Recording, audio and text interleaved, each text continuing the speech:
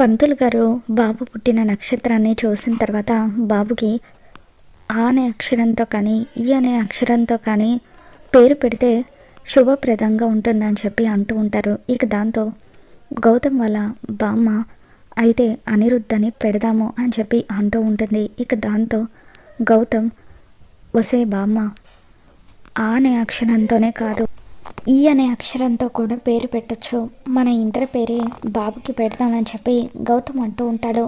అహల్య ఎంతగానో ఆనందపడిపోతూ నా మనసులో ఏముందో గౌతమ్ గారు కూడా అదే చెప్పారు అని చెప్పి తెగ సంతోషపడిపోతూ ఉంటుంది.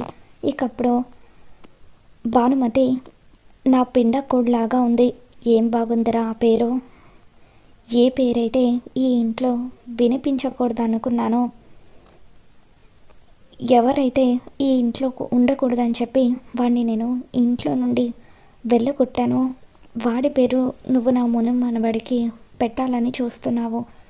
ఎట్టి పరిస్థితుల్లోనూ ఆ పేరు నా ముని మనవడికి పెట్టడానికి నేను ఒప్పుకోనంటే ఒప్పుకోను అని చెప్పి భానుమతి గట్టిగా అరుస్తూ ఉంటుంది.